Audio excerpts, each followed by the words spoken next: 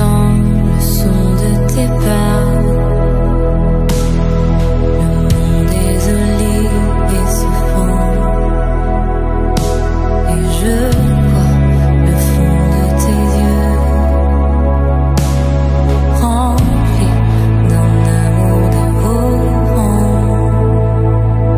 J'entends le son de tes pas. Le monde des olives se fend.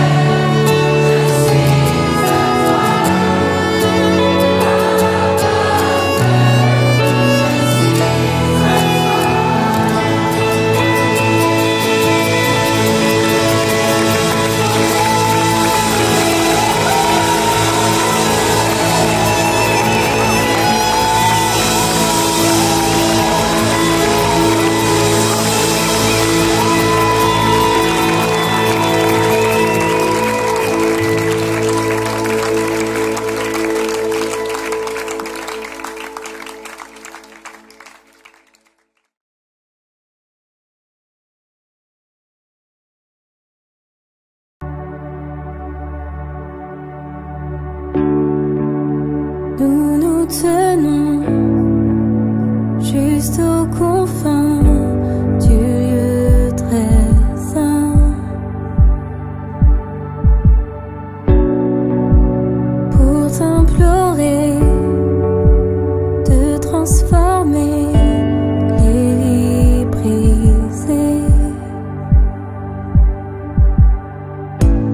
Qu'au son de ta voix sur notre nation, des légions entonnent le chant de la rédemption.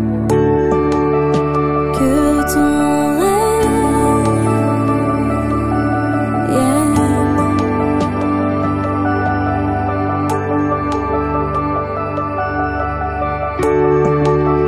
que ta gloire descende.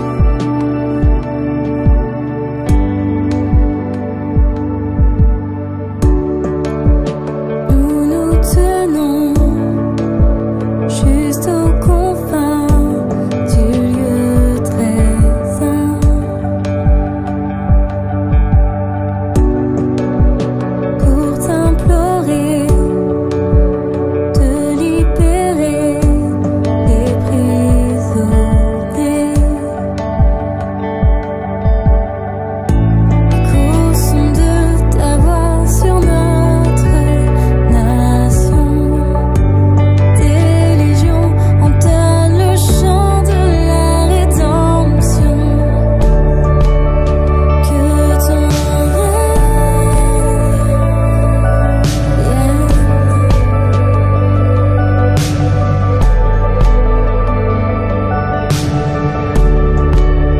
que ta gloire descende.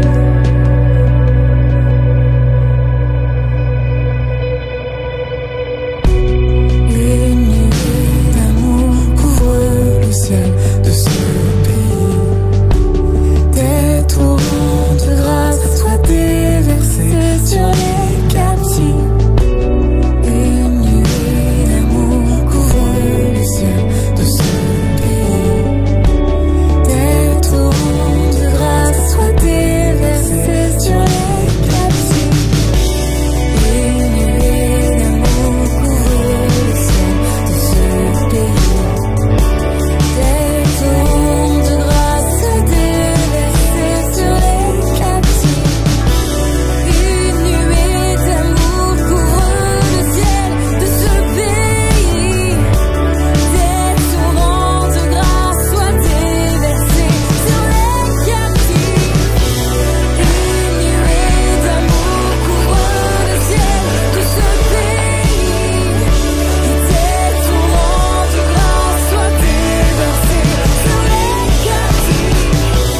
Une nuée d'amour couvre le ciel de ce pays.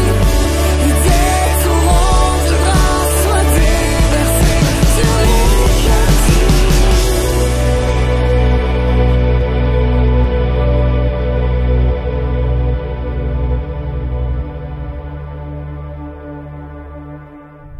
Bon matin, Église Fusion. Bonjour à vous qui êtes d'ici ou d'ailleurs. Bienvenue à notre réunion en ligne. Mon mot d'introduction ce matin s'inspire de 1 Samuel 25, verset 6, lorsque David envoie une délégation vers Nabal pour lui demander des choses.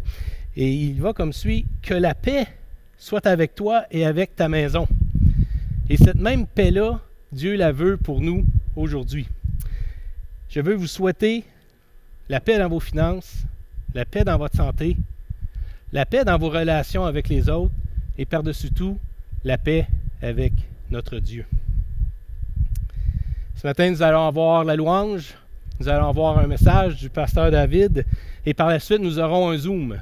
Pour ceux qui voudraient échanger, on va avoir un pasteur qui va être très heureux de vous accueillir et de pouvoir partager avec vous.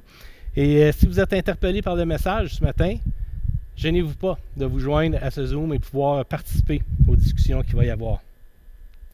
Nous avons quelques petites annonces ce matin. Nous sommes à la recherche de candidats qui seraient intéressés à un poste de secrétaire réceptionniste en raison de 3 jours semaine. et également un poste de préposé à l'entretien ménager pour environ 5 à 7 heures par semaine. Vous pouvez envoyer vos CV à l'Église dès maintenant et la sélection se fera au cours du mois d'août. Merci d'avance à tous nos postulants. Gardez en prière également nos proches, nos membres, ceux qui sont malades, ceux qui ont besoin de soutien. Dieu est sensible à leur cause et nous devons répondre également en offrant l'aide et nos prières. Je voudrais également remercier nos bénévoles qui rendent possible ces dimanches matins.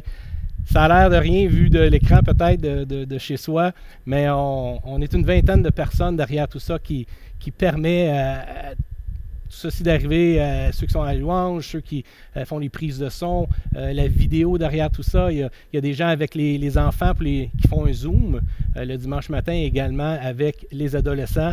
Et je veux vous dire un grand, grand merci. Sans vous, ça ne serait pas possible.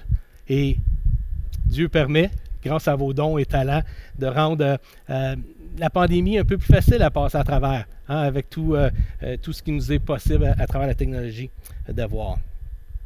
Et sans plus attendre, allons dans ce temps de louange, louer notre Dieu, qui mérite, soit dit en passant, votre temps est d'entendre vos voix ce matin.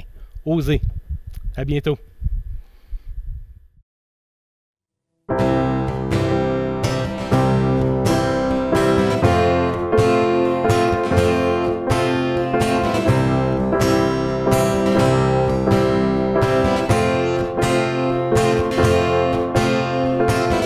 De Jésus mon roi, j'élève la bannière, la croix devant moi, le monde en arrière, non pas à moi, à toi la gloire.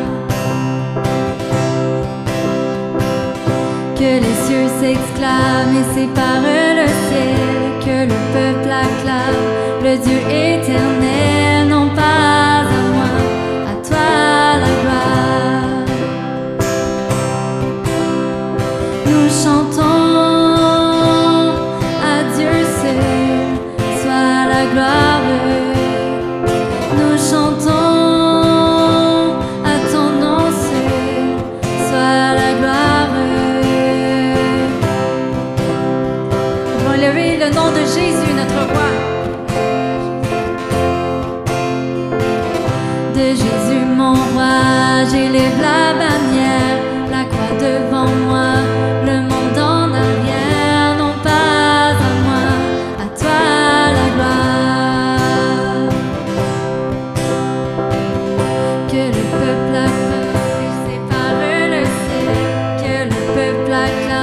Le Dieu éternel, non pas à moi, à toi la gloire. Nous chantons à Dieu seul, soit la gloire. Nous chantons à ton nom seul, soit la gloire.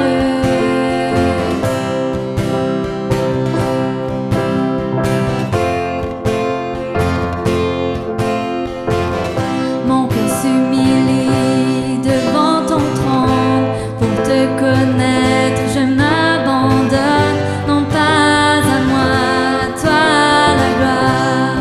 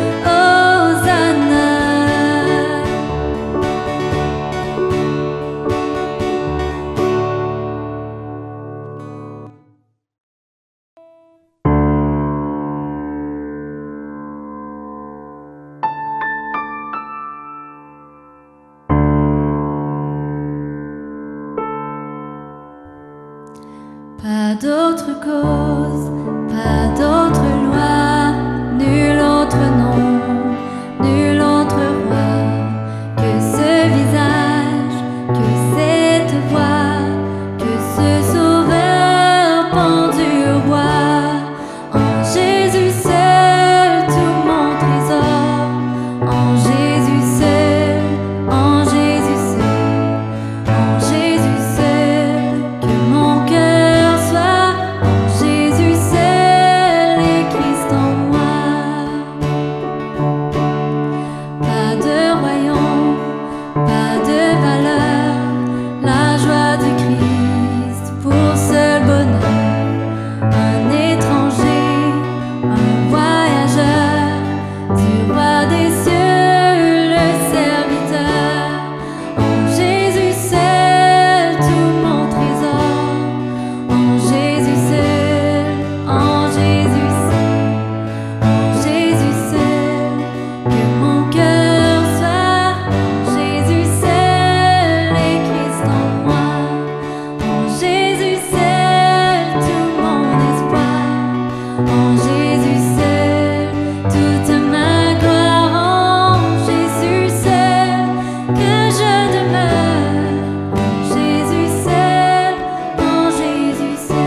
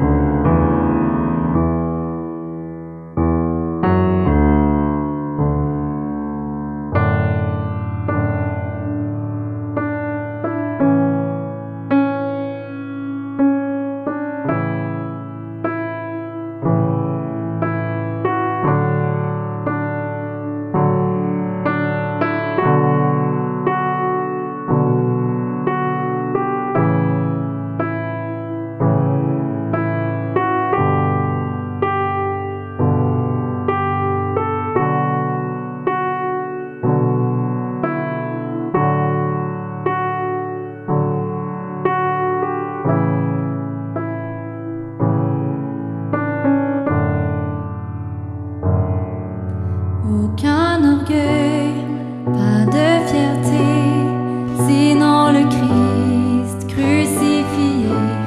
Car mes couronnes et mon amour à lui reviennent pour toujours. En Jésus seul, tout mon trésor, en Jésus seul, en Jésus seul, en Jésus seul, que mon cœur soit, en Jésus seul et Christ en moi. En Jésus seul, tout mon espoir, en Jésus seul, toute ma gloire, en Jésus seul, que je demeure, en Jésus seul, en Jésus seul.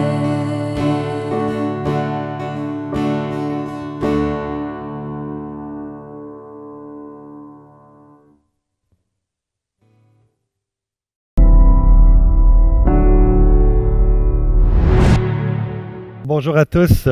C'est une joie pour moi de pouvoir vous parler, vous apporter la parole.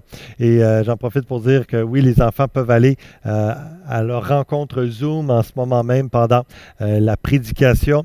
J'espère que vous allez bien, que vous êtes bénis.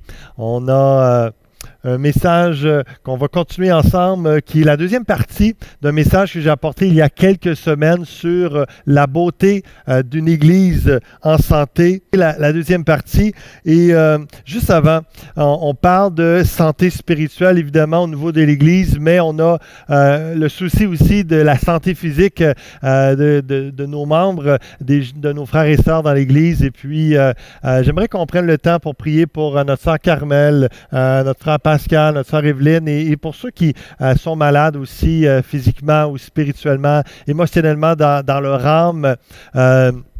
notre sœur Carmel qui demain va commencer des traitements de chimiothérapie pour son cancer du poumon. Donc, si vous voulez vraiment la soutenir dans la prière dans cette période intense qu'elle va vivre dans les prochaines semaines, cancer du poumon stade 3, donc c'est quand même assez important qu'on la soutienne, qu'on prie pour que Dieu pose sa main. Même chose avec notre frère Pascal, vous savez, cancer du pancréas depuis les derniers mois, stade 4, très sérieux aussi. Dernièrement, il a été vendredi pour une intervention pour la vésicule biliaire.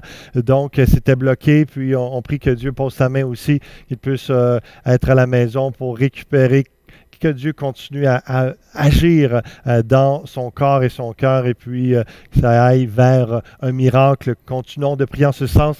Et notre sœur Evelyne, vous savez, c'était son cancer de la thyroïde était stable depuis un bon bout de temps, mais là, malheureusement, les marqueurs ont augmenté dernièrement au niveau, donc il dénote que le cancer commence à regrossir, à prendre l'ampleur un peu. Donc, j'aimerais qu'on se courbe en prière quelques instants, demander que la main de Dieu soit sur eux et sur toute autre personne dans l'Église qui souffre. Prions ensemble quelques instants dans l'unité de la foi en Jésus-Christ. Seigneur, on t'élève, nos frères et sœurs.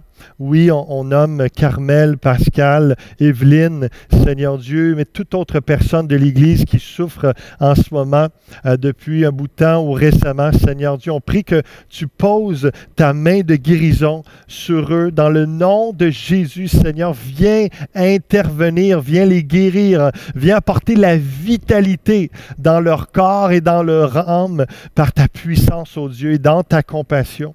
Seigneur, nous sommes unis d'un même accord pour te prier, pour une santé spirituelle, mais aussi physique dans notre Église. Seigneur, que tu puisses te glorifier de toutes sortes de façons, Seigneur Dieu. Et on veut prier comme tu nous le demandes, par la foi. Prier pour la guérison de ceux qui souffrent dans leur corps. Seigneur Dieu, merci d'entendre nos prières, d'intervenir et de soutenir et de manifester ta grâce à tous les membres de la famille autour d'eux également. Seigneur Dieu, viens te révéler à eux, à chaque personne et à ceux qui sont malades, Seigneur, d'une façon particulière. Tu es un Dieu qui est bon, tu es un Dieu qui est fidèle, tu es un Dieu qui est vivant et présent. Viens les entourer d'amour, viens te révéler à eux d'une façon personnelle comme jamais auparavant et que leur vie, leur témoignage soit pour ta gloire, Seigneur Dieu. On te remercie pour ces frères et sœurs parce qu'ils sont chers à notre cœur, nous les aimons tellement, Seigneur Dieu. Et nous prions et nous espérons, Seigneur Dieu, que ton plan va continuer encore longtemps en eux et au travers d'eux. Encore une fois, pour la gloire de ton nom, Jésus. Nous avons prié ensemble. Amen et Amen. Amen. Merci de vous joindre à nous dans la prière et de continuer dans les prochains jours, dans les prochaines semaines. Et je vous remercie en leur nom également de les bénir dans vos prières. Et une bonne nouvelle, cet après-midi, on va avoir le baptême d'une sœur, Christiane Sorette. Et puis, je remercie Seigneur. Et puis, donc, ça va être fait intimement chez quelqu'un, le baptême de Christiane. Puis ensuite, ça va être filmé. Et donc, la semaine prochaine, on va vous présenter le court vidéo de cette sœur qui est une amie de Doris et Jacques Foisy, qui l'ont emmené au Seigneur l'an passé. Ça fait près d'un an et demi qu'elle m'a dit. Et puis, donc, elle a progressé dans sa foi et là, depuis plusieurs temps maintenant, le Seigneur la pousse à passer dans les eaux du baptême et on va le faire d'une façon particulière et on va vous présenter ça la semaine prochaine. On va pouvoir se réjouir ensemble d'une âme qui s'engage dans la foi en Jésus-Christ, donc d'une façon publique et c'est toujours réjouissant et ça me bénissait de recevoir cette demande de la baptiser parce que dans les dernières semaines, je priais et je continue de prier comme régulièrement que le Seigneur sauve des âmes et qu'on puisse former des disciples et baptiser des gens en Jésus-Christ. Donc, je me réjouis tellement de pouvoir le faire cet après-midi. Donc, un peu pour se remettre dans le bain de cette série de messages, je vous ai parlé il y a quelques semaines, donc dans la première partie, un encouragement à être une Église en santé. Je vous avais parlé d'une Église en santé, est une Église unie en prière. Une Église en santé est une Église avec un message pour toutes les nations. Et une Église en santé est une Église où l'Esprit de Dieu agit parmi les générations. Et c'est dans cette pensée-là que j'étais béni la semaine passée d'avoir un entretien avec Pasteur Pomainville, près de 80 ans, qui utilise la technologie pour rester en contact avec l'Église, venir prier avec les pasteurs de la ville, tout ça. Pour moi, c'est un homme qui me bénit, ses efforts, sa curiosité, tout ça. Et c'est merveilleux parce que ça aurait été triste qu'à cause de la technologie, qu'on perde l'interaction avec les générations, mais pour plusieurs, ça a continué dans les derniers mois. Donc, je rends gloire à Dieu pour ça, parce que le Saint-Esprit agit dans toutes les générations. Et je vous avais encouragé cet été à suivre les réunions en ligne, à fraterniser, à prier en petits groupes dans les maisons ou dans des parcs. Vraiment, c'est important de se rassembler, de se voir, de manger ensemble, de même prendre la Sainte Seine ensemble si vous le voulez, de partager nos ressources selon les besoins importants des uns et des autres autour de nous avec la sagesse de Dieu et de voir Dieu agir au milieu de nous. Donc, on continue ce message. Et entre-temps, Pasteur Serge a apporté un message sur comment rester une Église en santé selon le livre de l'Apocalypse. Il avait apporté 7 points en ce sens. Et un des points, c'était d'évangéliser continuellement, l'importance pour une Église d'évangéliser continuellement. Et donc, je vais continuer dans cette pensée. Aujourd'hui, une Église en santé, c'est une Église qui prêche le vrai Évangile. Donc, on va aller dans ce sens-là. Et le plan du message, c'est que tout d'abord, je vais vous apporter une pensée sur l'actualité et la réaction des gens. Beaucoup de choses qui me chicotent en ce moment, que je trouve particulier, que je veux vous aborder. Et une pensée également sur l'actualité des premiers chrétiens, donc l'Église du livre des Actes. On va regarder ça encore ensemble dans quelques instants. On va plonger dans le livre des Actes et leur réaction. Et en troisième lieu, on va regarder quel évangile prêchaient les apôtres, parce qu'une Église en santé, c'est une Église qui prêche le vrai évangile. Donc, les deux premiers points vont nous emmener, vont faire une entrée en matière pour répondre à la question quel évangile prêchaient les apôtres. Donc, tout d'abord, j'aimerais dire un peu de façon provocante, la vie chrétienne se vit sans masque. Évidemment, c'est très d'actualité avec le fait de port du masque obligatoire depuis hier, samedi 18 juillet.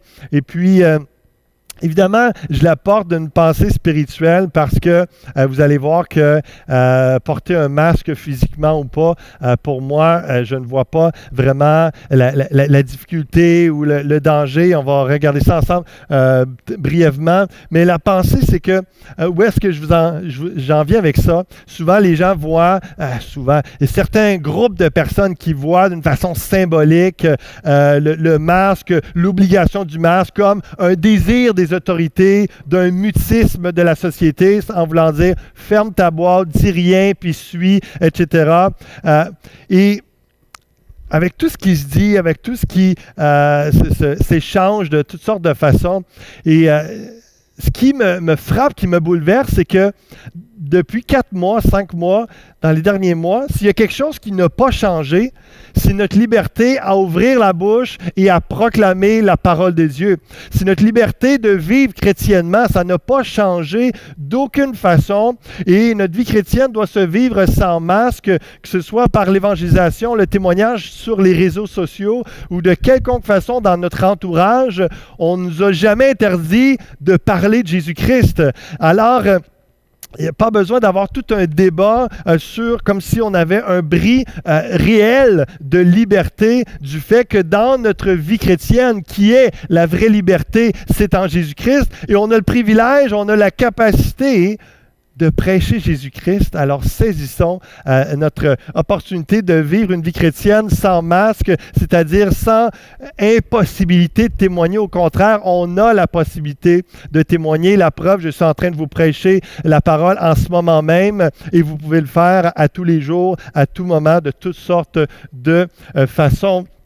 Et donc, Et ça se vit évidemment d'une façon authentique, sans masque. Donc, c'est juste un peu provocateur dans le sens de vous faire réfléchir, de vous faire réaliser que la vie chrétienne se vit sans masque d'une façon authentique et non d'avoir un double visage ou un masque pour cacher réellement qui nous sommes. Et en même temps, la vie chrétienne se vit sans masque où on a la liberté et même le devoir en Jésus-Christ de communiquer la bonne nouvelle de Jésus. Et je peux juste vous dire que dans toutes les décisions qu'on prend pour l'Église dans les derniers mois, jamais le comité pastoral a été motivé par la peur, que ce soit la peur d'une représaille, la peur du virus, la peur de quelque chose. C'est plutôt simplement par sagesse et par souci de respecter les autorités, parce que s'il y a une chose qui est certaine, c'est que la parole nous dit de respecter les autorités, et pas seulement quand nous sommes d'accord, pas seulement quand ça nous arrange, pas seulement quand c'est facile. Quand Paul, dans Romains chapitre 13, dit « Soumettez-vous aux autorités », c'est pas parce que les autorités romaines étaient tellement gentilles, chrétiennes et pures. Ben non, ils brûlaient les chrétiens vivants comme des torches humaines. Et Paul, malgré cela, va dire « Soumettez-vous aux autorités ». Pourquoi? Parce que c'est Dieu qui veut un ordre dans la société et que ça aille bien ou mal par les autorités, Dieu fait ce qu'il veut, quand il veut. Et c'est notre assurance du fait de respecter Dieu dans sa parole, notre confiance en lui, de sorte que peu importe ce qui est décidé par les autorités, on sait qu'on est sous la main de Dieu. Comprenez-vous, frères et sœurs, que le respect de la parole de Dieu, l'obéissance à sa parole, qui se traduit par, dans la circonstance présente, dans la soumission aux autorités, à porter le masque, que ça nous inquiète ou pas, qu'on pense que c'est utile ou pas, juste le fait de le faire, on est sous la protection de Dieu. Je ne dis pas que jamais vous serez malade, je sais pas, vous êtes sous la bénédiction de Dieu d'une façon ou d'une autre et on est entre les mains de Dieu et c'est ça qui est rassurant, c'est ça qui est encourageant. Et écoutez-moi jusqu'à la fin parce que vous allez voir qu'il y a une progression dans la pensée de ce que j'apporte et je vais apporter plusieurs textes bibliques pour voir comment est-ce que Dieu est souverain et il agit peu importe quelle sorte de gouvernement nous avons sur notre pays. Donc, une pensée sur l'actualité, la réaction des gens. Je vois en ce moment la tendance naturelle de certains gens à la rébellion face à l'autorité. Vous savez, il y a des gens dans l'Église comme dans la société, comme lorsqu'ils étaient à l'école face au professeur, au directeur ou au travail face à l'employeur. Il y a toujours des gens qui essayent de toujours trouver une faille ou quelque chose, un peu quelque chose qui va les alimenter pour critiquer les autorités ou pour se rebeller contre parce qu'ils ne veulent pas fondamentalement se soumettre à l'autorité. Donc, il y a plein de gens comme ça qui en profitent en ce moment pour communiquer cette pensée-là. Et en tant que pasteur, nous, depuis des années, on est habitués à voir ce type de personnes-là où c'est la même chose par rapport aux chrétiens, où il y en a, lorsqu'on leur parle de la chasteté avant le mariage, je dis, hey, si vous fréquentez, faites attention à ne pas coucher ensemble avant le mariage, comme la parole de Dieu le dit. Il y en a qui vont quitter l'Église, ils vont dire, ah, ben là, c'est du contrôle, voyons, on s'aime, Dieu nous voit, on va s'arranger avec Dieu, on fait ce qu'on veut, t'as pas à nous dire ce qu'on doit faire, etc., alors qu'on fait juste leur enseigner la parole de Dieu. Et donc, il y a des gens comme ça qui ne veulent pas se faire dire des choses, ça peut être par rapport aux offrandes, au pardon, à la réprimande, au service, peu importe, il y a toujours des gens. Donc, on est habitué, et moi, je vois ça, je flaire ça assez facilement dans la société, comment est-ce que des gens vont avoir un discours, mais derrière, pas nécessairement tout le monde, mais régulièrement, lorsqu'ils vont critiquer les autorités, c'est que derrière, ils sont juste contents de se donner une raison, de se justifier de ne pas obéir à l'autorité parce qu'ils ne veulent pas se soumettre. À l'époque de Jésus, il y avait un groupe qui s'appelait les Zélotes, qui étaient des activistes religieux. Puis vous allez voir, c'est ma perception de ce qui se passe chez certains, puis c'est simplement une réflexion que je vous partage au début, puis après ça, on va plonger dans la parole de Dieu. La définition d'un zélote, c'est évidemment, ça vient du mot zèle, donc quelqu'un qui est zélé pour quelque chose. C'est le membre d'un parti patriote juif créé afin de résister aux Romains et de protéger contre la violation de la religion, mais qui dégénéra en un corps d'assassins. Évidemment, c'est extrême, les zélotes, mais vous comprenez le fondement des activistes, des gens qui veulent se rebeller et puis qui veulent faire arriver ce qu'ils veulent voir arriver. Et c'est un peu dans le jardin, lorsque Jésus se fait arrêter, puis il y en a qui ont il y en a un qui a sorti l'épée, hein, puis wow, qui a tranché l'oreille d'un soldat romain, puis Jésus les a calmés. Hey, on est pacifique. Mon royaume n'est pas de ce monde. Et puis, pensez-vous pas que je préfère intervenir à des anges? Et Jésus montrait que hein, c'est pas la même réalité, c'est pas la même politique, le royaume de Dieu, c'est pas la même façon d'arriver. On peut être actif pour le Seigneur, mais l'activisme est tout autre chose. C'est l'engagement privilégiant l'action directe, pouvant aller jusqu'à braver la loi. J'ai entendu plein de gens, puis les gens qui viennent me voir me demander qu'est-ce que tu penses de ça, pasteur, de telle conférence, ou de telle entrevue, de telle vidéo, etc., etc. Puis moi, ce qui me trouble particulièrement dans ce que j'entends en ce moment, ou ce qui se passe dans les réseaux sociaux, ou même dans les postes de radio, toutes les questionnements, puis les gens qui interviennent sur les ondes. C'est vraiment cet aspect-là où ce que les gens vont proclamer une certaine vérité, veulent ouvrir les yeux, vont parler contre le gouvernement, vont parler, dire il n'y en a pas de pandémie, c'est un mythe. Ils vont parler contre le port du masque, contre le confinement. Ils vont parler de dire il y a des bris de liberté, etc., pour essayer de les amener à croire dans une certaine vérité, pour les ouvrir les yeux. J'entendais même quelqu'un qui disait c'est le temps que le monde se réveille. Et puis, un même discours qu'un prédicateur, un revivaliste, mais lui, pour la société, par rapport au gouvernement, et puis évidemment avec une grande pensée complotiste. Et moi, je trouve ça vraiment navrant que même des chrétiens embarquent là-dedans, puis de dire c'est vrai, il faut s'ouvrir les yeux, il faut se réveiller. Alors qu'ils sont endormis dans leur foi, alors qu'ils ont la possibilité de proclamer l'Évangile, de faire avancer le royaume de Dieu, ou ce que ça, il n'y a rien qui a arrêté dans ce sens-là, mais qui sont plus zélés à croire un zélé sur différents aspects dans une certaine vérité qui n'est même pas une vérité qui a franchi. C'est pas une vérité, la seule vérité qui a franchi, qui ouvre les yeux, qui éclaire quelqu'un, qui permet de le libérer, c'est la vérité de Jésus-Christ.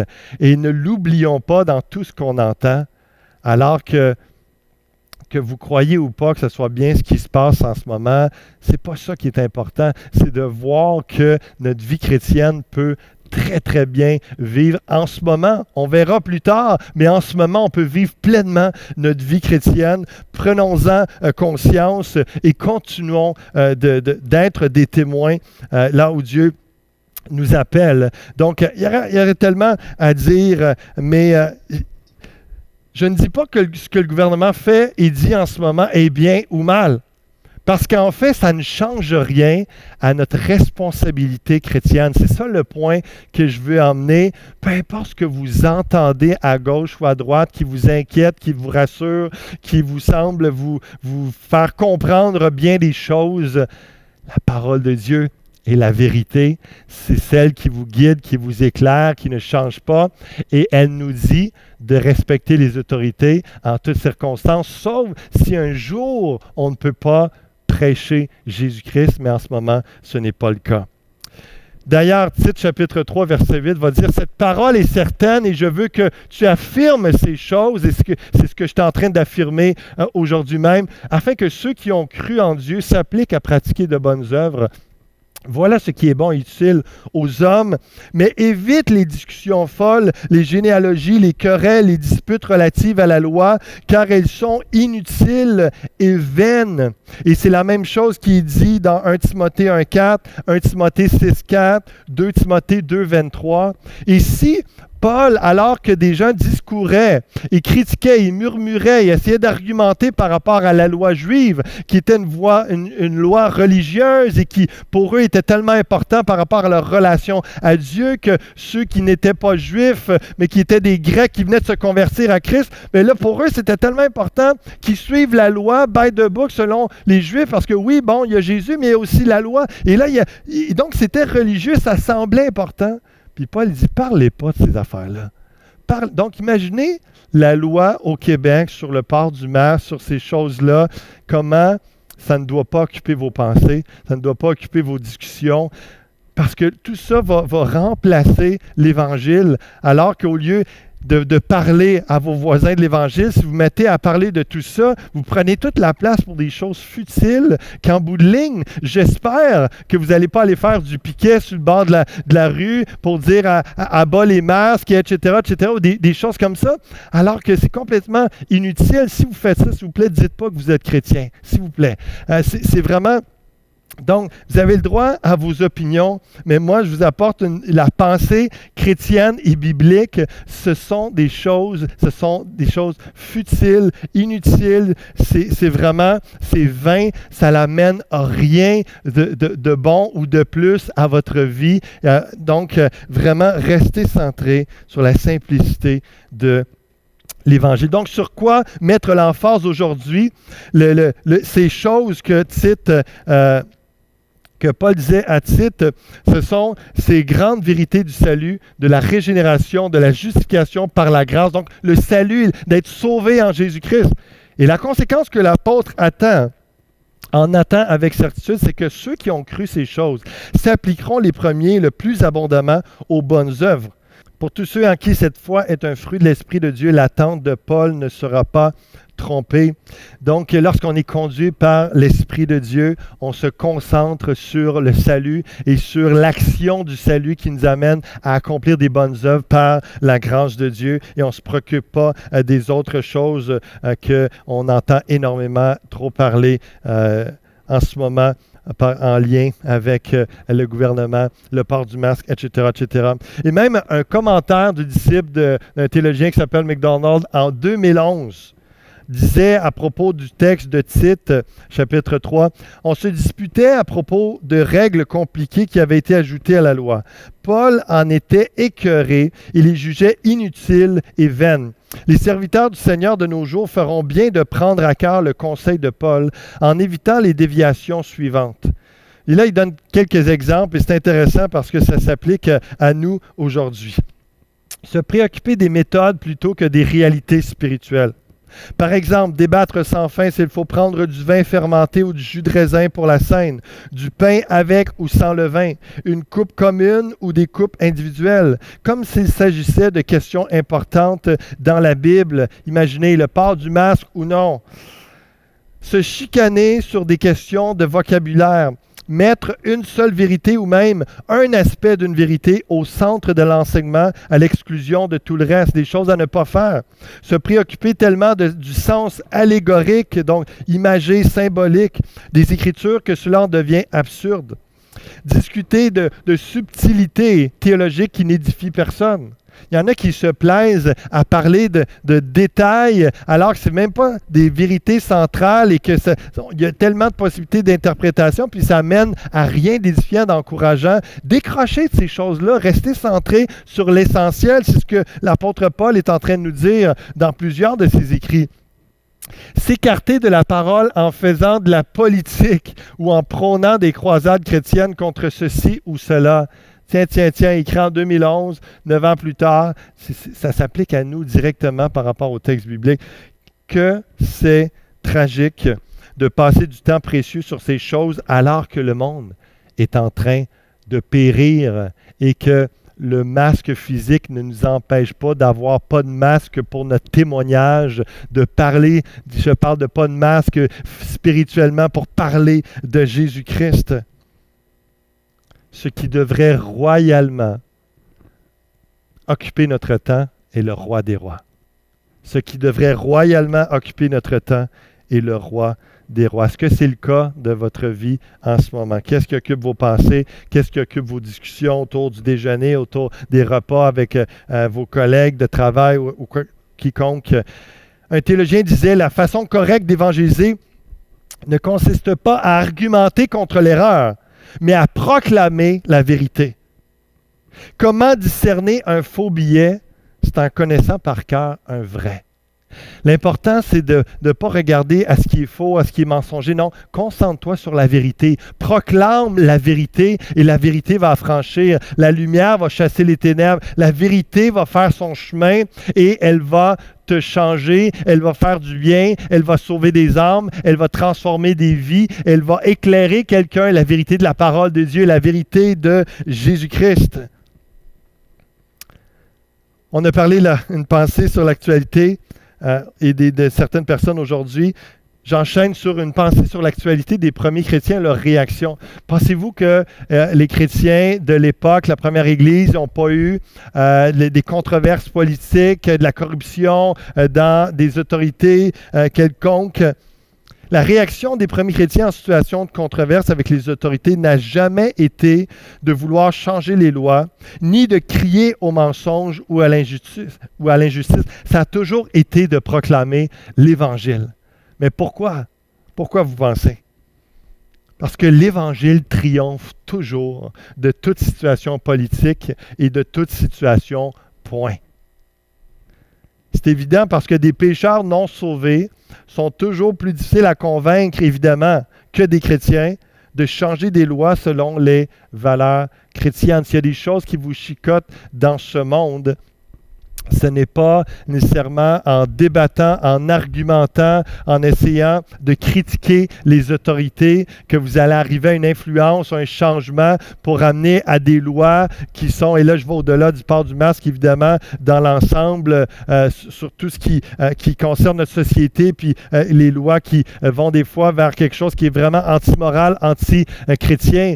Mais ce n'est pas en faisant ce que plusieurs activistes font en ce moment qu'on va changer les choses, c'est en prêchant l'Évangile. Rappelez-vous que vous êtes chrétien, vous êtes enfant de lumière et votre arme, c'est la lumière, c'est la vérité de la parole de Dieu et c'est votre rôle de briller et c'est lorsqu'un cœur est changé, transformé par la puissance de l'Évangile que ses pensées vont être renouvelées, vont être transformées, qu'il là, il va penser différemment.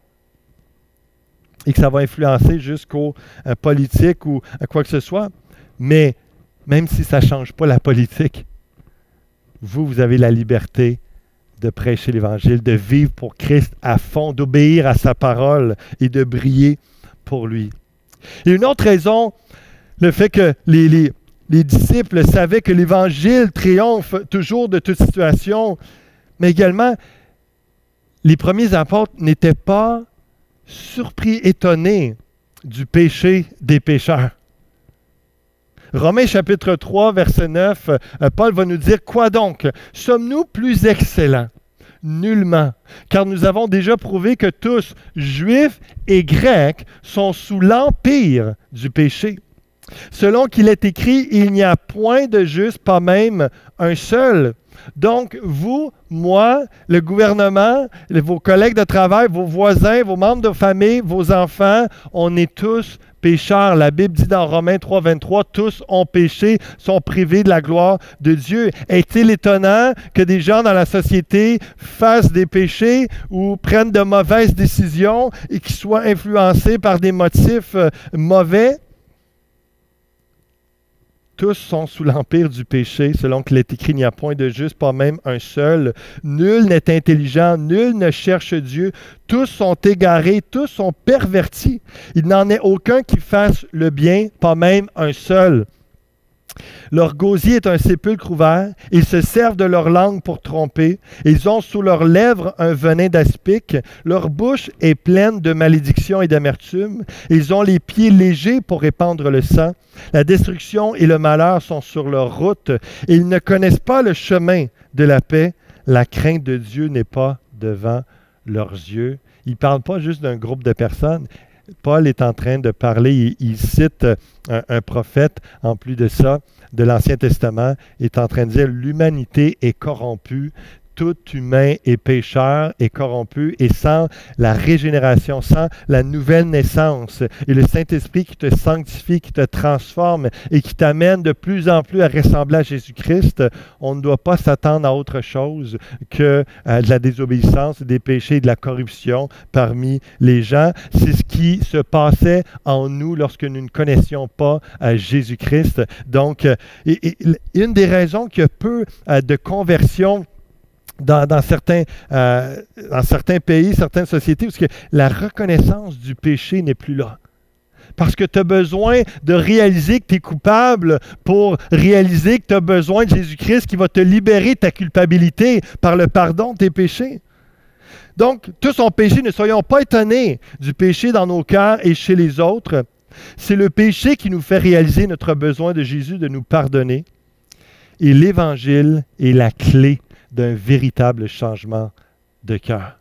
Et comprenez que tranquillement, je suis en train de poser des bases par rapport à qu'est-ce que le vrai évangile. Évidemment, la notion de péché est tellement importante. Tout le monde a déjà fait quelque chose de mal. Personne n'est parfait. Et pour être sauvé, nous avons besoin d'abord de reconnaître que nous sommes pécheurs.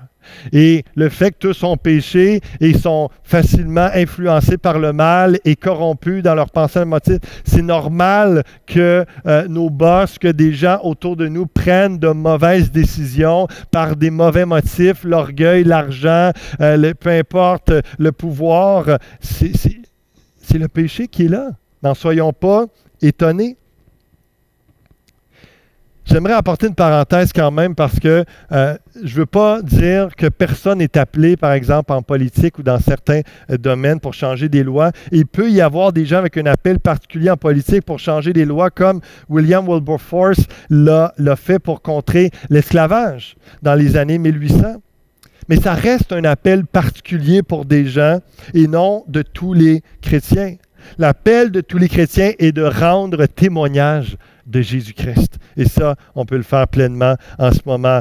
Martin Luther King Jr., c'est un de ceux également qui était un activiste, mais qui faisait les deux. Il prêchait l'Évangile et il luttait pour l'égalité raciale dans les années 50-60 avant de se faire assassiner en pleine rue. Mais c'est un homme qui a fait avancer la cause de l'Évangile et la cause sociale en même temps. On va entrer dans le texte biblique d'Actes chapitre 4 pour voir justement la réaction des premiers chrétiens par rapport à des controverses qu'ils pouvaient vivre par rapport à des autorités envers eux. Après avoir été relâchés, ils allèrent vers les leurs. Donc, les apôtres, Pierre et Jean, dans Acte 3, vous allez peut-être vous rappeler cette histoire où est-ce que Pierre et Jean ont guéri ce boiteux à la porte du temple et là, ça crée tout un émoi. Plein de gens s'attroupent, voient un boiteux de naissance, quelqu'un qu'ils ont toujours vu là en train de mendier pour manger. Et là, il est guéri au nom de Jésus-Christ. Les gens s'attroupent. Pierre et Jean prêchent l'Évangile, et puis là, les autorités arrivent un peu, qu'est-ce qui se passe, puis là, comment ça vous prêchez un enseignement de Jésus-Christ, il venait de le crucifier, ça fait pas si longtemps, donc évidemment, ils ne voulaient rien savoir, et c'est là qu'ils les prennent, et puis leur interdisent de parler de Jésus-Christ. Et là, un peu après, ça nous dit, après avoir été relâchés, ils allèrent vers les leurs et racontèrent tout ce que les principaux sacrificateurs et les anciens leur avaient dit. Lorsqu'ils l'eurent entendu, ils élevèrent à Dieu la voix, tous ensemble, et dirent, Seigneur, toi qui as fait le ciel et la terre, la mer et tout ce qui s'y trouve, c'est toi qui as dit par le Saint-Esprit, par la bouche de notre Père, ton serviteur David, donc le roi David qui était aussi un prophète dans les psaumes, il prophétisait des choses, et là c'est le psaume 2. Pourquoi ce tumulte parmi les nations et ces vaines pensées parmi les peuples?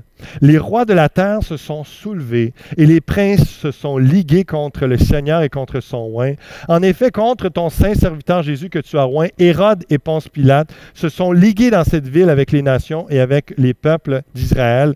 Ce que les apôtres sont en train de reconnaître et de dire dans la prière, sont en train de citer le psaume 2, et ils réalisent qu'il y a eu littéralement un complot entre les Romains, les Juifs, tout le peuple, tout le monde se sont ligués ensemble, ont fait un complot contre Jésus-Christ pour le mettre à mort alors qu'il était parfait, alors qu'il était juste. Il a été traité comme un injuste pour subir le châtiment à notre place. Et ce que ça dit également, si on continue la lecture, pour faire tout ce que ta main et ton conseil avaient arrêté d'avance. C'est fou, là, ils sont en train de dire dans la prière, ils sont en train de dire à Dieu, tu as organisé ce complot-là. Tu as orchestré, tu as manigancé, ta main dirigeait toutes choses, alors qu'eux autres pensaient mettre à mort, que le diable se réjouissait de mettre à mort Jésus-Christ de Nazareth, alors qu'il était sans faute, il n'y avait rien qu'on pouvait l'accuser. Ils ont réussi à l'accuser injustement. Ils l'ont fait crucifier, puis eux pensaient être gagnants. Notre complot a marché, on a réussi.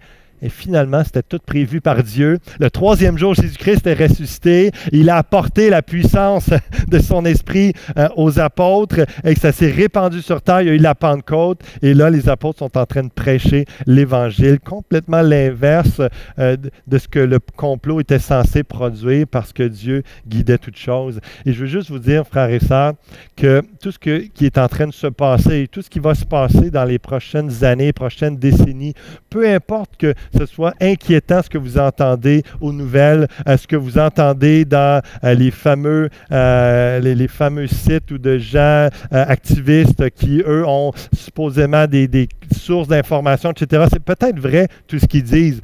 Je veux juste dire que ça ne change rien, complot ou pas, au plan de Dieu. C'est ça la réalité. C'est pour ça que ça ne donne rien d'écouter ça et d'entretenir ça. Parce que ce n'est pas la vérité de la parole, ce n'est pas la révélation. Ces gens-là ne sont pas connectés sur Dieu à savoir qu'est-ce que Dieu est en train de faire malgré la corruption, malgré les différentes choses. Et en même temps, on doit continuer à prier pour nos autorités. Il y en a des politiciens, il y en a plusieurs qui font du très bon travail, qui sont intègres, qui se démènent corps et âme presque régulièrement, 7 jours sur 7, dans les temps intenses qu'on a eus pour faire en sorte que tout soit bien organisé pour la société le mieux qu'on peut. On peut toujours critiquer des gens, mais en même temps, il faut reconnaître qu'il y en a qui sont honnêtes, qui travaillent fort. Et notre responsabilité de chrétien, c'est simplement de prier pour eux et puis de soumettre à l'autorité et de faire confiance à Dieu qu'il a un plan, qu'il est souverain. Et je veux juste le dire pour ceux qui s'inquiètent facilement ou qui ne savent plus quoi croire, quoi penser. Croyez la parole de Dieu. Croyez Dieu, faites confiance en Dieu. Il est souverain et il est en train d'accomplir sa parole. Soyez-en assurés pour faire tout ce que ta main, ton conseil avait arrêté d'avance. Et maintenant, Seigneur, vois leurs menaces et donne à tes serviteurs d'annoncer ta parole avec une pleine assurance. Leur prière, c'est pas, Seigneur, change les lois. Seigneur, fais en sorte que les gens puissent faire en sorte qu'on ait le droit de faire ce qu'on veut, quand on veut, etc., etc. Ils n'ont même pas cette pensée-là parce qu'ils disent c'est pas ça qui est le moteur de changement, de transformation des cœurs de la société, c'est l'Évangile. Donne-nous, Seigneur, à tes serviteurs d'annoncer ta parole avec une pleine assurance. S'il y a une prière que vous devez faire, c'est ça en ce moment. Seigneur, donne-nous de ne pas tomber sur le pilote automatique. Seigneur, donne-nous de ne pas banaliser des choses, de ne pas surévaluer certaines autres choses et d'être soit endormi ou soit inquiet, Seigneur, qu'on soit concentré sur ta parole, rempli de la puissance de ton esprit. Et là où on est en vacances comme au travail, qu'on puisse être des témoins, saisir les occasions de parler de Jésus-Christ. En étendant ta main pour qu'il se fasse des guérisons, des miracles, des prodiges, par le nom de ton saint serviteur Jésus. Quand ils eurent prié, le lieu où ils étaient assemblés trembla, et ils furent tous remplis du Saint-Esprit. Et quoi? Ils annonçaient la parole de Dieu avec assurance. Ils annonçaient la parole de Dieu avec assurance. Je pense que vous avez compris le point là-dessus. On continue avec quel évangile prêchaient les apôtres. Acte 8 nous donne le plan de Dieu, le plan pour tout le livre. Et on va terminer avec ce point aujourd'hui. Jésus a dit à ses apôtres, juste avant qu'il ait l'ascension, qu'il monte à la droite de Dieu le Père et qu'il envoie son Saint-Esprit, ce qu'on appelle la Pentecôte, 50 jours après son ascension, le Saint-Esprit vient sur terre. Donc, juste avant ça, avant qu'il monte à la droite de Dieu, vous recevrez une puissance, le Saint-Esprit survenant sur vous, et vous serez mes témoins à Jérusalem. Donc, ça, c'est leur ville, la ville où il était, dans toute la Judée, dans la Samarie. Donc, ça, c'est les régions un petit peu de plus en plus lointaines, jusqu'aux extrémités de la terre. Donc, pour nous, c'est Granby, après ça, Estrie, Montérégie, la province de Québec, le Canada et jusque dans toutes les nations. Nous sommes appelés à être des témoins de Jésus-Christ. Donc, c'est Luc qui a écrit l'Évangile de Luc, qui a écrit également le livre des Actes, et c'est lui qui, dans son plan de match inspiré par Dieu, évidemment, qui, en disant ce verset-là, Acte 1:8, en écrivant ce que Jésus a dit, en même temps, tout le reste des récits qu'il va raconter, qui se sont déroulés dans les premières années de la première Église, va en ce sens où ce que ça démontre l'accomplissement de ce verset. Le Saint-Esprit, acte 2, se déverse, il y a une puissance qui se manifeste, et là, les apôtres sont remplis de la puissance de l'Esprit, et qu'est-ce qu'ils font? Ils se mettent à témoigner de Jésus-Christ, et à chaque chapitre, chaque récit est pour confirmer, valider, montrer que l'Évangile et que la puissance de l'Esprit, à chaque fois, amène, symbolisé par les langues, symbolisé représentant le témoignage vers toutes les nations. Donc, l'Évangile commence à être prêché à des Juifs, à Jérusalem, puis ensuite de ça, en Samarie et jusqu'aux extrémités de la terre. Et là, c'est plus juste des Juifs, des apôtres qui prêchent l'Évangile, qui sont loin de l'Esprit. De plus en plus, dans les actes, on voit tout d'un coup, il y a une ouverture, il y a un Étienne ou un Philippe qui sont des Grecs, qui ne sont pas des Juifs, mais qui sont chrétiens remplis du Saint-Esprit, se mettent à prêcher à des gens comme les Samaritains, qui sont des semi-Juifs, semi-Grecs,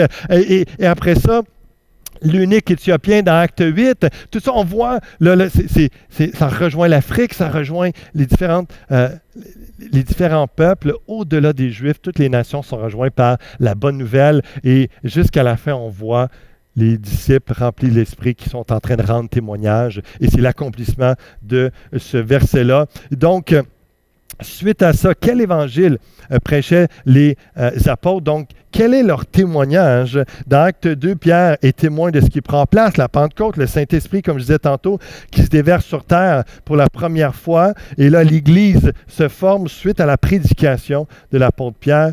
Et il va dire au verset 21, « Alors, quiconque invoquera le nom du Seigneur sera sauvé. » Cet homme, en parlant de Jésus, livré selon le dessein arrêté et selon la préscience de Dieu. Encore une fois, dans la crucifixion, il rappelle le complot que Dieu a voulu, que Dieu avait organisé d'avance. Vous l'avez crucifié, vous l'avez fait mourir par la main des impies, mais Dieu l'a ressuscité en le délivrant des liens de la mort parce qu'il n'était pas possible qu'il soit retenu par elle. Et non, il est le prince de la vie, il est le Dieu de vie. C'est ce Jésus que Dieu a ressuscité. Nous en sommes tous quoi? Nous en sommes tous témoins. Donc, quelqu'un qui est témoin de Jésus-Christ, de Jésus, va parler de Jésus, de ce qu'il connaît de lui, de ce qu'il a expérimenté, de ce qu'il sait et de ce que Jésus a dit. Donc, quel évangile prêchaient les apôtres? Ils prêchaient la foi en Jésus qui sauve, la mort de Jésus qui a été faite par un complot voulu par Dieu pour justifier l'humanité. Nos péchés ont crucifié Jésus parce que au-delà des Romains et des Juifs, ils n'étaient pas plus méchants que le reste de l'humanité.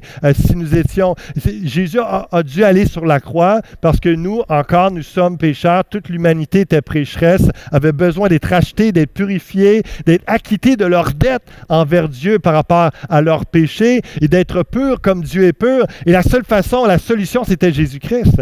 Donc, ce sont en quelque part nos péchés qui ont crucifié Jésus-Christ. Jésus est ressuscité pour vaincre la mort et pour donner la vie éternelle à ceux qui croient. Donc, ça, c'est quelques éléments que l'Évangile, de la bonne nouvelle que les apôtres prêchaient, mais ça ne s'arrête pas là. Un peu plus loin, au verset 37, « Après avoir entendu ce discours, ils eurent le cœur vivement touché. Ils dirent à Pierre et aux autres apôtres, « Hommes frères, que ferons-nous? » On aimerait tellement entendre ça plus souvent lorsqu'on parle du Seigneur à quelqu'un, que la personne est tellement touchée. Mais là je fais quoi avec ça? Là? Je suis tellement touché qu'on puisse l'emmener à la suite, parce que l'Évangile, c'est ce qui a été dit jusqu'à présent, mais c'est aussi la suite. Pierre leur dit, repentez-vous. La repentance, ça veut dire un changement. Tu t'en vas dans une direction, tu marches, tu vis d'une certaine façon, tu te repens, tu changes à 180 et te diriges vers une autre direction, tu vis d'une autre façon. C'est ça, lorsque tu es saisi par l'Évangile, l'amour de Jésus, sa grâce et qui il est, tu veux lui ressembler, marcher sur ses traces, lui ressembler dans tes actions, dans tes paroles, dans tes pensées. Donc, tu ne marches plus, tu ne vis plus comme avant, tu te repens, tu vas dans une autre direction avec la puissance du Saint-Esprit pour œuvrer comme un chrétien maintenant. C'est ça la repentance. Donc Pierre leur dit, repentez-vous, changez, vivez plus comme vous viviez avant. Que chacun de vous soit baptisé au nom de Jésus-Christ à cause du pardon de vos péchés et vous recevrez le don du Saint-Esprit, car la promesse est pour vous, vos enfants et tous ceux qui sont au loin, en aussi grand nombre que le Seigneur notre Dieu les appellera. Et par plusieurs autres paroles, il les conjurait et les exhortait, disant, sauvez-vous de cette génération perverse. Ceux qui acceptèrent sa parole furent baptisés. Et en ce jour-là, le nombre des disciples augmenta d'environ 3000 âmes. Et ça, c'est glorieux de voir. Il y avait 120 disciples dans la chambre haute. Et après la Pentecôte, après la prédication de l'Évangile, 3000 disciples, ils étaient rendus 3120 disciples de Jésus. Et la première Église était formée. Et maintenant, ils étaient appelés à ressembler à Jésus. Et donc, et le baptême, et c'est toujours cet engagement, cette démonstration de foi, de dire, oui, je crois en Jésus-Christ, il y a quelque chose qui se passe dans mon cœur, j'ai une conviction de péché, je reconnais que je suis pécheur, j'ai besoin de Jésus, je veux changer, je veux vraiment m'engager à suivre Jésus-Christ, je crois que Jésus est le Fils de Dieu. Mais là, tu te fais baptiser pour le démontrer et pour t'identifier à l'Église, au corps de Christ. Donc, c'est pourquoi ils se faisaient baptiser sur le champ et puis commençaient leur vie chrétienne. Donc, quel évangile prêchaient les apôtres? La repentance, le pardon des péchés, le baptême d'eau, le don du Saint-Esprit. Tout ça fait partie de l'Évangile. Donc, on est loin du seulement Jésus t'aime. Comprenez que c'est tellement plus que ça. C'est inclus, évidemment, Dieu a tant aimé le monde qu'il a donné son Fils unique afin que quiconque croit en lui ne périsse point, mais ait la vie éternelle. Jean 3,16. Mais c'est pas juste l'amour. On ne peut pas dire qu'on a évangélisé quelqu'un si on lui a juste dit, tu sais que Jésus t'aime, tu sais que Dieu t'aime, puis tu t'en vas, tu t'arrêtes là. Non. Peut-être que ça va l'accrocher, ça va l'emmener plus loin. C'est pas mauvais. Continuez à le faire si vous faites comme ça, mais allez plus loin. L'Évangile, c'est aussi parler du péché, parler de la foi en Jésus, l'emmener à la repentance, l'emmener au baptême, à suivre Jésus-Christ, à marcher dans ses voies, et qu'il là, il va se joindre à l'Assemblée des croyants, à l'Église, puis il va lire sa Bible, il va commencer à obéir à Dieu. Donc, il y a toute cette dimension-là de l'évangélisation qui est au-delà de juste Jésus t'aime. L'Évangile est tellement plus complet que cela. Donc, je termine avec cette pensée sur l'évangélisation, c'est la proclamation verbale de la bonne nouvelle de Jésus-Christ. Tu ne peux pas dire que tu évangélises si jamais tu parles de Jésus et de tout l'ensemble des éléments que les apôtres eux-mêmes prêchaient et disaient lorsqu'ils parlaient de Jésus-Christ, lorsqu'ils témoignaient. Hein, Pierre va dire ça.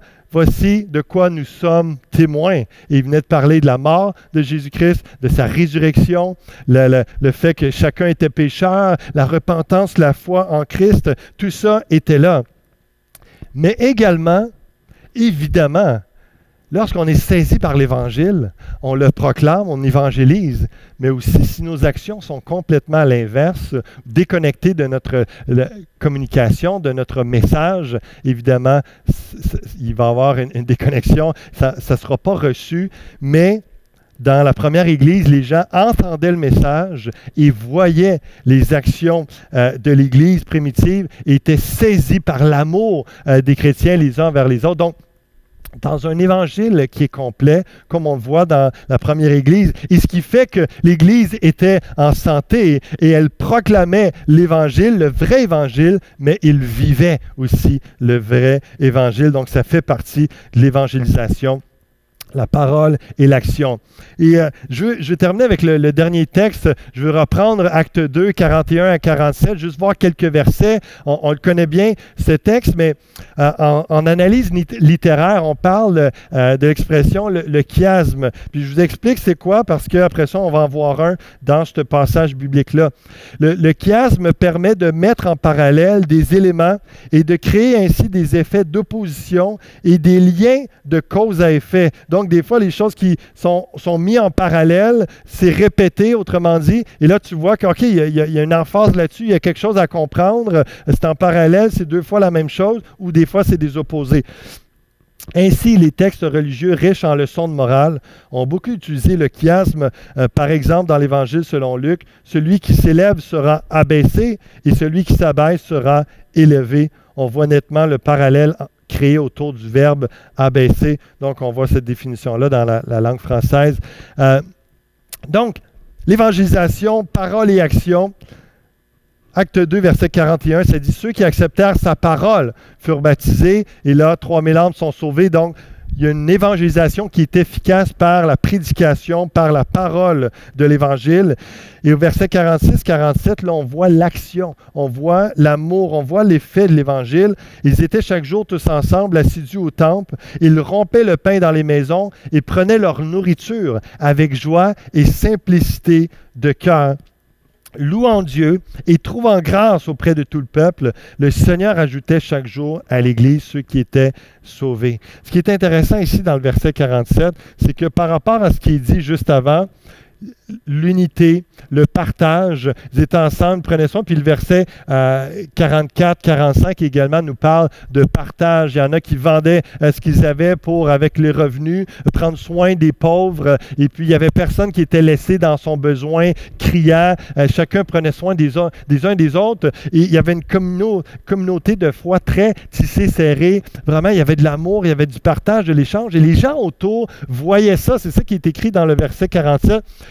Trouvant grâce auprès de tout le peuple. Il y avait une faveur dans la société parce qu'ils voyaient la puissance de Dieu, la beauté de ce que Dieu est en train de faire. L'évangélisation, c'est de proclamer le message, mais c'est aussi de le démontrer.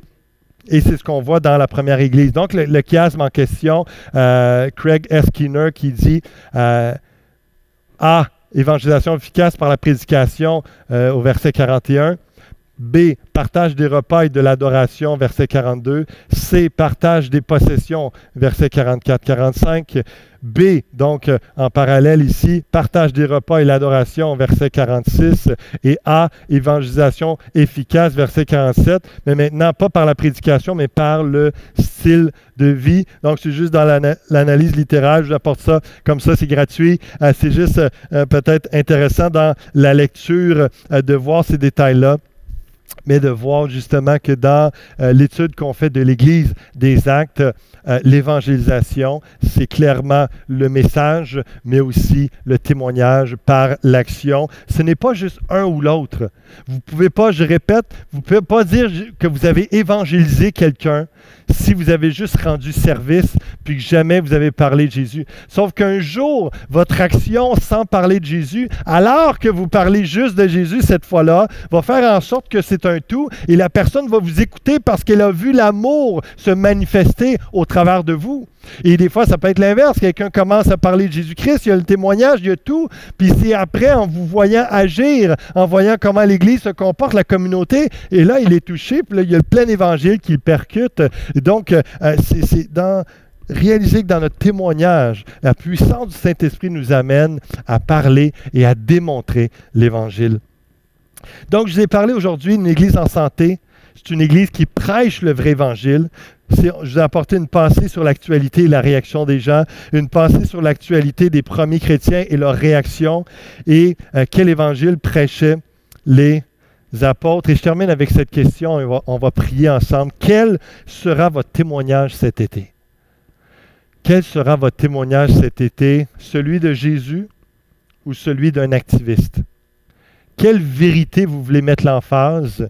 Quelle supposée vérité qui est claire, qui apporte la lumière, qui réveille le monde? Est-ce que ça va être l'Évangile ou ça va être un discours d'un activiste sur complètement autre chose qui n'a rien à voir avec Jésus-Christ? Je vous encourage fortement à être des témoins de Jésus-Christ. Si vous êtes chrétien, vous avez reçu le Saint-Esprit, vous êtes appelé à être un témoin de Jésus et à parler de lui. Et j'aimerais qu'on prie ensemble, qu'on puisse vivre une fraîche Pentecôte ensemble cet été et cet automne en tant qu'Église. Où est-ce que, ce que je veux dire par là, c'est que le Saint-Esprit se déverse, nous renouvelle et nous amène à réaliser combien, peu importe ce qui se passe dans la société en ce moment, peu importe les lois qui sont appliquées et ceux qui vont changer encore dans les prochains mois parce que ça va encore arriver pour le mieux, pour le pire, on ne le sait pas, mais ce n'est pas ça qui est important. Dans notre responsabilité chrétienne, on a un témoignage à rendre et on peut le donner jusqu'à la fin de nos jours, jusqu'au retour de Christ. Et on est appelé à ça et on a besoin de la puissance de l'Esprit. Donc, c'est un engagement et la question vous est posée aujourd'hui, quel sera votre témoignage cet été, évidemment, à venir après cet automne? Mais commençons par cet été, de voir comment vous allez vous comporter avec tout ce qui est dit dans les nouvelles, tout ce que vous allez vivre dans vos vacances. Est-ce qu'il va y avoir un certain laxisme, un certain relâchement, ou est-ce que Dieu va être encore au centre de votre vie? Est-ce que vous allez continuer à lire votre Bible, prier, prendre du temps avec votre famille, avec les gens autour de vous pour parler du Seigneur, ou bien vous allez parler de toutes sortes de cancans, de murmures, de vidéos. T'as-tu entendu tel qui a dit ça, puis l'autre, etc. Puis ça a l'air que finalement, ça, c'est pas vraiment valide, efficace, puis tel scientifique qui dit ça, puis l'autre qui se contredit, puis policier qui dit ça, puis l'autre qui dit le contraire, etc., etc. Vous allez aller nulle part avec ça. Mais avec l'Évangile, vous allez aller à quelque part.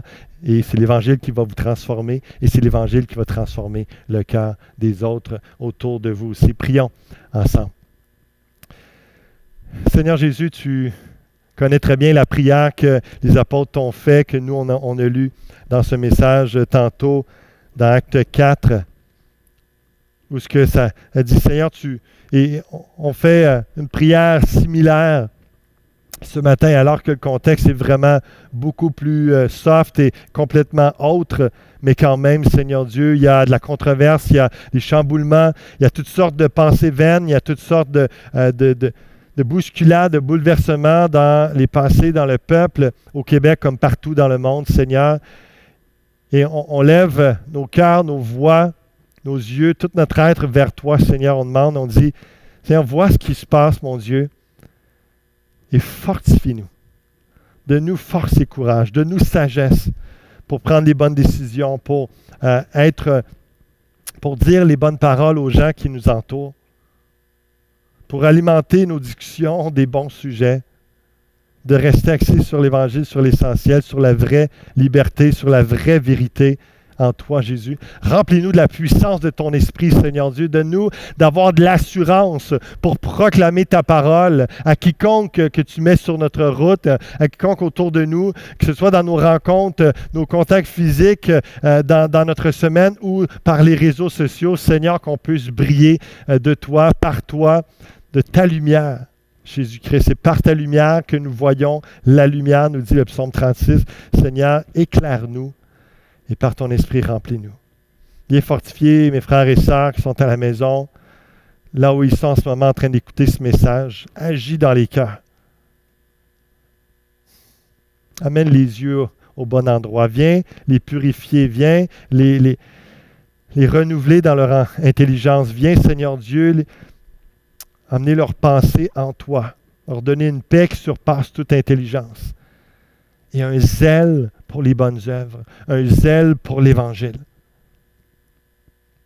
Merci Seigneur Dieu de ce que tu vas faire en nous, que tu ne nous abandonnes jamais, que tu prends soin de nous et que tu nous amènes à accomplir notre mission, qui est d'être un témoin loin du Saint-Esprit jusqu'aux extrémités de la terre. Et on veut commencer par notre ville, notre région, et là où tu nous appelles, Seigneur, pour ta gloire. Alléluia. Merci, Seigneur Dieu. Amen et amen. Que Dieu vous bénisse abondamment.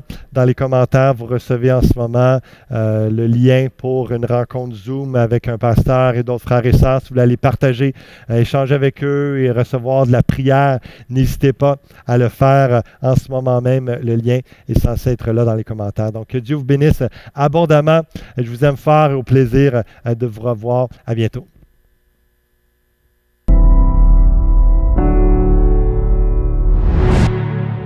Merci Seigneur pour ta parole. Jésus a dit, vous recevrez une puissance, le Saint-Esprit survenant sur vous et vous serez mes témoins. Et vous pouvez l'être aujourd'hui, que ce soit à Granby, au Québec et même jusqu'aux extrémités de la terre. Comment? Tout simplement en partageant ce que vous avez entendu aujourd'hui à quelqu'un autour de vous ou en partageant la réunion en ligne par YouTube ou par Facebook.